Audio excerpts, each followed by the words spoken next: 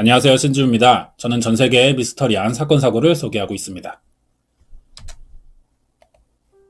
이 사진은 1950년 1월에 찍은 미국 캘리포니아주 트로나라는 곳에 있던 저택입니다. 여기 사는 부부가 아침부터 바빴다고 하는데요.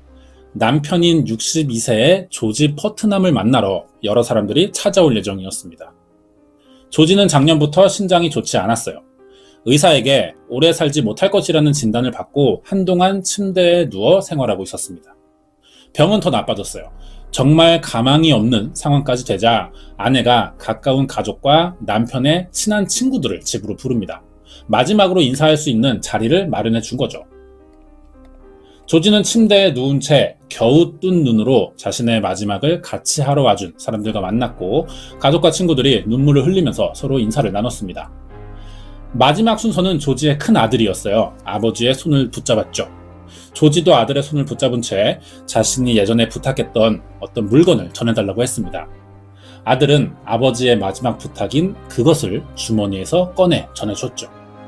아들에게 종이 한 장을 받은 조지는 조용히 그것을 읽기 시작합니다. 그리고 온 힘을 다해 작게 웃으며 한마디를 하고 눈을 감았는데요. 조지가 마지막으로 한 말은 어쩌면 그녀를 만날 수도 있을지 모르겠군 이었습니다. 조지 퍼트남이 아들에게 받은 종이는 전 아내인 아멜리아가 자신에게 남긴 마지막 편지였던 거예요. 편지에는 꼭 돌아올 테니 기다려 달라는 아멜리아의 당부가 들어있었는데요. 하지만 아멜리아 에어하트는 이 편지를 끝으로 돌아오지 않았습니다. 조지는 지금의 새 아내를 만나 평생 잘 살았지만 항상 마음속에는 아멜리아라는 여성이 있었어요. 사실 사라진 아멜리아 에어하트를 찾던 사람은 조지뿐만이 아니었습니다. 아멜리아 에어하트는 대단한 사람이었어요. 1932년에 세계 최초로 대서양을 무착륙 횡단한 기록을 가졌습니다. 첫 번째 여성 파일럿이었어요. 이 비행 이후 4년 뒤 세계 일주 비행을 떠났다가 돌아오지 않은 겁니다. 문제는 이 아멜리아 에어하트의 실종이 미스터리하다는 것이죠. 현재까지 아멜리아의 생사나 그동안 어디서 무슨 일을 겪었는지 알려진 것이 전혀 없다는 겁니다. 이번 미스터리 사건은 세계 최초로 대서양 횡단 비행에 성공한 첫 여성 파일럿이자 어느 날 갑자기 사라진 아멜리아 에어하트의 실종 사건을 알아보겠습니다. 자세한 내용이 궁금하시면 구독과 좋아요 부탁드립니다. 아멜리아 에어하트는 1897년 7월 24일 미국 캔자스에서 태어납니다. 부모는 독일 사람이고요. 미국에 이민 와서 아이를 낳게 된 거예요. 미국의 당시 시대적 상황을 보면은 인종과 계층, 성별에서 많은 차별이 있던 때였습니다. 보수적인 아버지와 할머니가 아멜리아에게 드레스를 강제로 입힌 거예요. 그리고 행동도 여성스럽게 해야 한다고 가르쳐 왔습니다. 하지만 다행히 아빠의 생각이 달랐던 거죠. 아빠는 딸들이 거추장스러운 드레스 대신 편한 옷차림을 하게 허락해줬고요. 뛰어놀거나 나무에 올라가도 말리지 않았어요. 특히 삼촌이 아멜리아의 성장에 많은 영향을 줬는데요. 이웃들은 이 아멜리아의 자매를 볼 때마다 말괄량이라고 불렀습니다. 여자애 치고 성격이 사납다는 거죠. 하지만 삼촌은 조카를 데리고 언덕에 올라가 썰매를 만들어 태워주거나 총으로 쥐 사냥하는 방법도 가르쳐줬습니다. 사실 지금의 부모들도 아이를 이렇게 가르치지 못해요.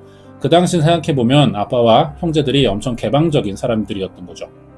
이렇게 자라다 보니 아멜리아는 보통의 여성들과는 다르게 기계에 관심을 갖기 시작했어요. 관련 분야의 직업을 가지려고 합니다. 하지만 1917년에 세계 제1차 대전이 일어났죠. 직업을 구하기 힘들어지자 하는 수 없이 적십자사에 들어갑니다. 간호사 훈련을 받았고 전쟁에서 부상당한 군인들을 치료하는 간호사가 됐어요. 시간이 좀 지납니다. 미국의 경제 상황이 좋아졌어요. 그러자 부모의 권유로 의사가 되기 위한 공부를 시작하는데 이런 일이 아멜리아의 적성에 맞지 않았습니다. 그래서 얼마 지나지 않아 새로운 직업을 찾게 되는데 이게 바로 비행기를 조종하는 파일럿이었던 거죠. 1920년 12월 아멜리아는 공군의 고개 비행단을 보고 비행기에 빠집니다. 이때부터 본격적으로 파일럿이 되기 위한 훈련과 공부를 시작했고 7개월 뒤엔 노란색의 개인 비행기도 구입해요. 여기에 카나리아라는 이름을 붙여줬습니다. 매일 비행기를 탔어요. 재능이 있었는지 2년 만인 1923년 5월 15일 아멜리아 에어하트는 국제항공연맹의 인정을 받아 전 세계 16번째 여성 파일럿으로 정식 등록됐죠. 아멜리아가 이름을 알리게 된 계기는 파일럿이 된 지 4년 뒤였습니다. 미국의 파일럿 중에 찰스 린드버그라는 남성이 있습니다. 이 사람이 세계 최초로 대서양 횡단 비행을 성공한 거예요. 그러자 아멜리아를 눈여겨보던 공군 대령이 세계 최초로 대서양을 횡단한 여자 파일럿이 돼보는 게 어떻겠냐, 이런 제안을 한 거죠. 아멜리아에게 좋은 기회예요. 하지만 사실 아직 대서양을 횡단할 정도의 실력은 없었습니다. 그래서 공군의 도움까지 받아요. 경력 있는 비행사들을 아멜리아의 비행기에 태운 겁니다.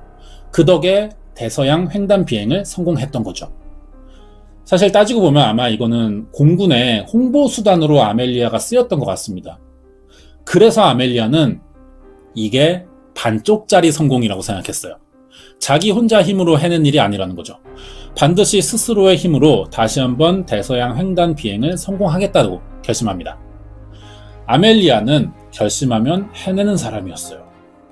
1928년 8월 아멜리아는 혼자 힘으로 북아메리카 횡단 비행에 도전했고 성공합니다.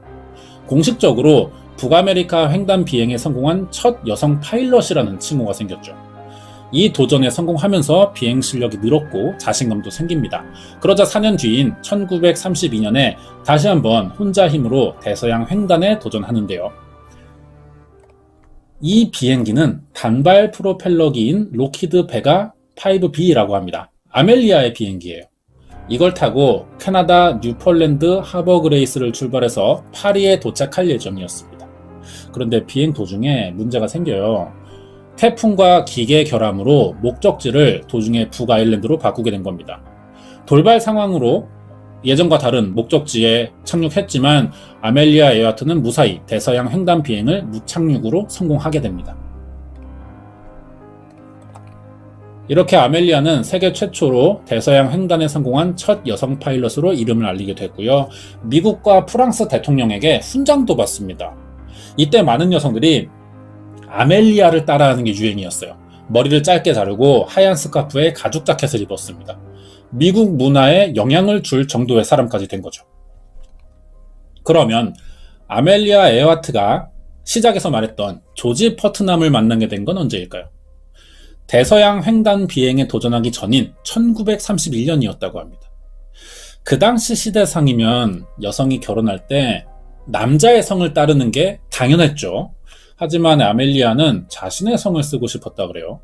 누군가 자기를 미세스 퍼트남이라고 부르는 게 못마땅했답니다. 이런 점들을 보면은 아멜리아는 그 당시 틀에 박힌 고정관념이나 여성이니까 당연하다고 생각되던 그런 차별을 좀 깨려고 했던 사람이 아닌가, 이렇게 볼 수 있죠. 이제 아멜리아의 실종을 알아봐야 되는데요. 대체 이 사람은 왜 사라진 걸까요? 그날 어떤 일이 있었는지 알아보도록 하겠습니다. 1936년 7월 대서양 횡단에 성공한 아멜리아는 다시 한번 새로운 도전을 위해 비행을 시작합니다. 적도를 따라 47,000km를 비행하는 세계 일주 계획을 세운 거죠. 아무래도 거리가 멀다 보니 스스로도 무리라고 생각했던 것 같습니다. 해상과 비행의 지식이 많지 않고 경험도 아직 부족했기 때문에 이런 부분을 채워줄 수 있는 프레드 누난이라는 사람을 항법사로 고용했어요. 같이 도전을 한 거죠. 1937년 3월 17일 아멜리아 에어하트와 프레드 누난은 캘리포니아에서 이륙을 합니다. 하와이까지는 무사히 도착했다는데요. 그 다음 목표 지점이 호주였습니다. 이 이륙 과정에서 사고가 생겨요. 비행기 일부가 파손된 겁니다. 공식 보도에 의하면 이게 타이어 펑크였다고 하지만 이륙 과정을 지켜본 사람들은 비행사의 과실이 컸다고 말하는데요. 아멜리아가 실수로 사고를 냈다는 겁니다. 비행기가 수리돼야겠죠. 그동안 미국에서 무사 귀환을 바라고 있던 남편이 조지 퍼트남이 에어하트의 비행을 돕기 위해서 모금 활동을 했고요. 이 돈으로 비행기 수리와 남은 비행에 필요한 금액이 모입니다. 이게 1937년 5월 20일이에요. 다시 한번 프레드 누난과 두 번째 도전을 했죠. 이번에 꽤 순조로웠습니다. 캘리포니아에서 출발한 비행기는 남아메리카, 아프리카, 인도, 동남아시아를 거쳐 날아가고 있었어요. 그리고 6월 29일 두 사람은 호주 근처인 뉴기니 섬에 도착했죠. 여기서 3일을 쉽니다. 그리고 7월 2일 하울랜드 섬을 거쳐 하와이로 출발하는데요. 이게 이 사람들의 마지막입니다. 그 뒤로 실종됐어요. 1937년 7월 2일 하울랜드 섬으로 가던 도중 바다 한가운데서 사라진 겁니다. 실종 전 아멜리아는 자신의 위치를 추적하고 있던 미 해군 함정 이타스카호에게 교신을 시도했지만 문제가 생겨서 통신이 두절됐다 그래요. 바다나 공중에서는 시간이라는 게 굉장히 중요한데 아무래도 국가 경계선을 지나는 경우에는 나라마다 시간이 있으니까 이 시간이 어느 순간 바뀌어버리기 때문에 통일된 시간을 사용해야 된다는 겁니다. 당시 아멜리아는 국제 표준인 그리니치 시간을 사용했어요. 지금 우리가 사용하는 시간이랑 동일한 표준을 사용하는 겁니다.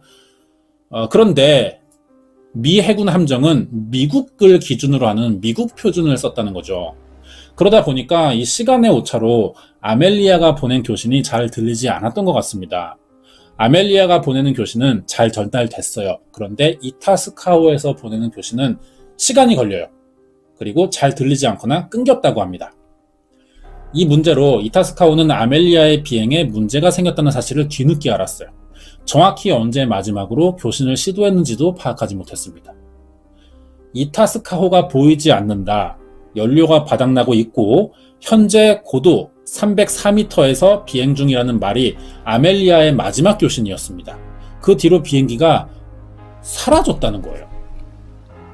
두 사람의 위치가 마지막으로 파악된 곳은 태평양의 하울랜드 섬에서 약 10km 떨어진 바다 한가운데였습니다. 미국은 해양경비대와 해군을 동원해 두 사람을 찾기 위한 수색 작업을 벌였지만 시신이나 비행기 잔해가 전혀 발견되지 않아요. 1년간의 수색 작업 끝에 두 사람은 1939년 1월 5일 공식적으로 사망 처리됩니다. 그리고 지금까지 아멜리아나 프레드 누난의 생사와 유해는 전혀 발견되지 않고 있어요.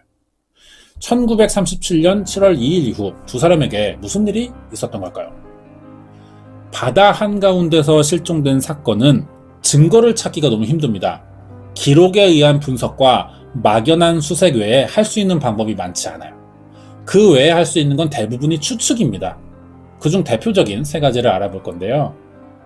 먼저 아멜리아 에어하트와 프레드 누나는 바다에 추락한 게 아니라 하울랜드 섬 인근의 무인도인 가드너 섬으로 비상 착륙한 것이라는 이야기가 있습니다. 지도에서 보이듯이 두 섬의 거리가 가까운 편이죠. 목적지인 하울랜드 섬이 보이지 않고 연료까지 떨어져가는 상황에서 두 사람이 할 수 있는 선택은 이 가드너 섬으로 비상 착륙하는 게 최선의 판단이라는 겁니다.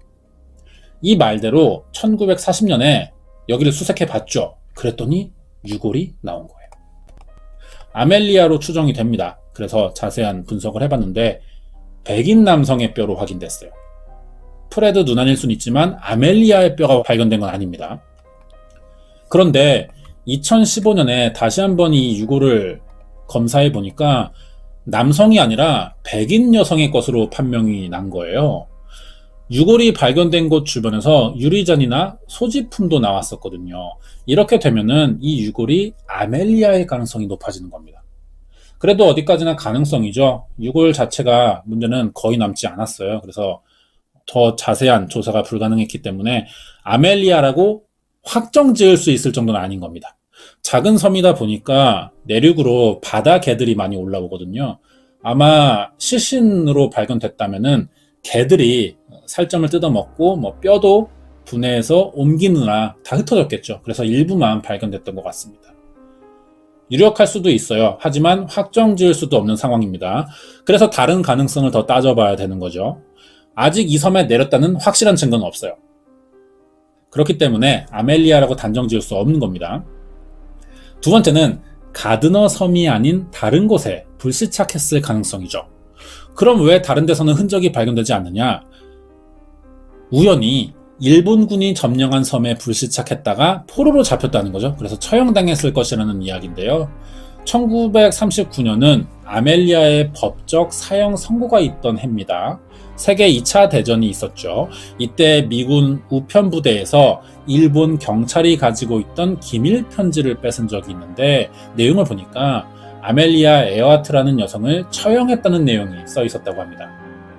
미국인 여성이 처형되는 것을 봤다는 목격자도 이 당시에 있었고요. 아멜리아의 무덤이 있다는 제보도 있었습니다. 확인해 봐야겠죠. 그랬더니 다 헛소문이고요. 사실이 아니었습니다. 그러다가 시간이 많이 지나서 2017년 7월 5일 미국의 유명 채널이죠. 히스토리에서 한 장의 사진을 공개하는데요. 이 사진을 본 사람들은 일본군의 포로로 잡혀 처형됐을 것이라는 추측에 신빙성이 있다고 보기 시작했습니다. 이 사진이에요. 촬영된 곳은 마샬 제도의 어느 섬이라고 합니다. 1937년에 일본군이 점령한 곳이고 미국 비밀문서 보관실에서 사진이 발견됐다 그래요. 이 사진에 실종된 아멜리아 에어하트와 프레드 누난 그리고 타고 있던 비행기가 찍혀 있어요. 그렇게 주장합니다. 사진을 공개한 방송국은 부둣가에 서 있는 남성이 프레드 누난이며 앉아있는 사람이 아멜리아 에어하트라고 말해요. 카메라를 등지고 있기 때문에 정확한 신원을 파악하기는 어려워 보입니다. 하지만 아멜리아의 머리 모양과 얼굴의 특징, 신체 비율을 봤을 때 비슷해 보이긴 해요.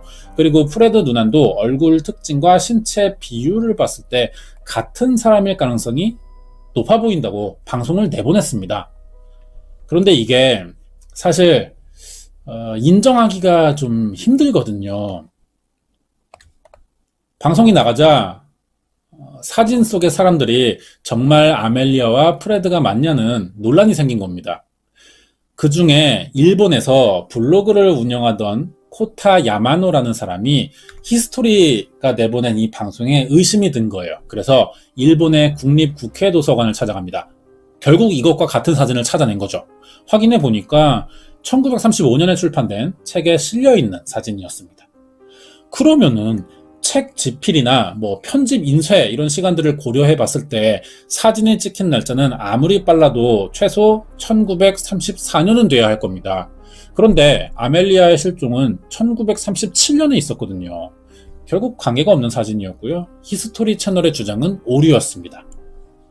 따라서 일본군에 붙잡혀 처형됐다는 추측은 뒷받침할 만한 근거가 전혀 없다는 거죠.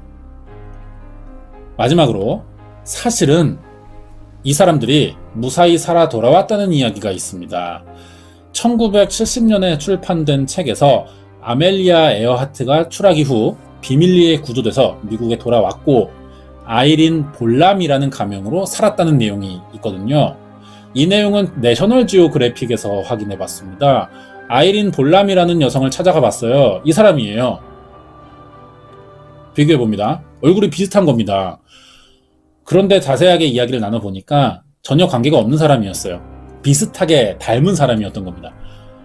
이 일로 책을 쓴 사람과 내셔널 지오그래픽은 아이린 볼람이라는 여성에게 고소당했죠. 아멜리아의 추락 예상 지점을 중심으로 몇 년에 걸친 수색 작업이 계속됐지만 유해나 비행기의 잔해를 발견하지 못하다 보니 많은 추측과 소문들이 생겼습니다.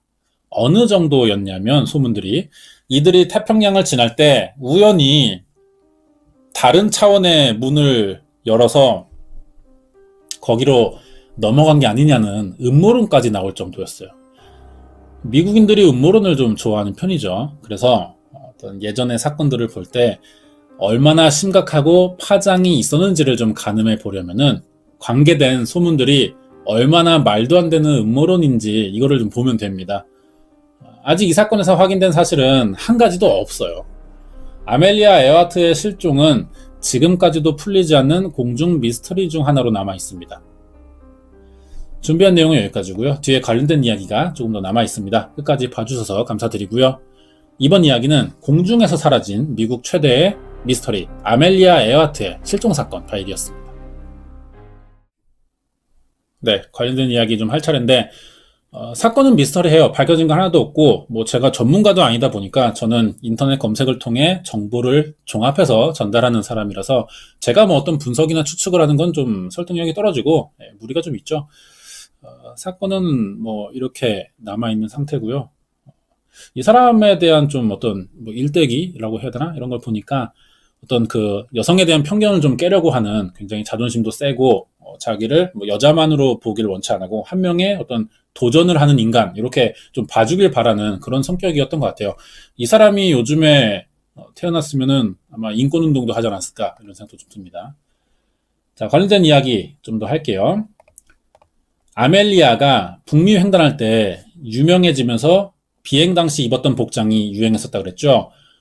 그 당시 여성들이 이러한 옷차림을 많이 했다고 전해지는데 이게 인형이에요. 바비 인형이고요.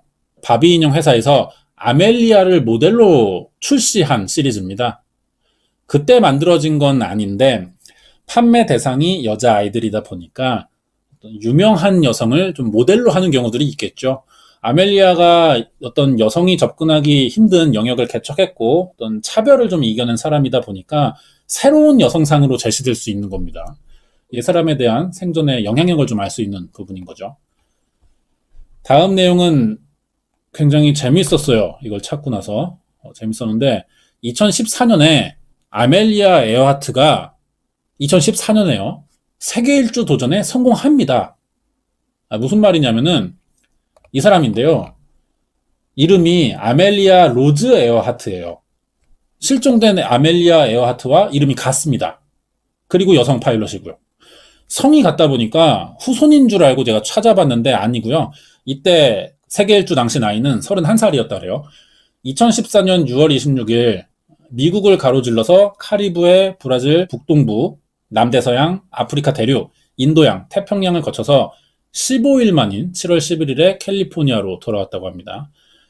이 사람도 아마 아멜리아 에어하트를 알고 있겠죠. 같은 사람은 아니지만 예전에 시도한 세계 일주 비행을 다른 아멜리아 에어하트가 성공했던 겁니다. 재밌는 내용이었어요. 여기까지입니다.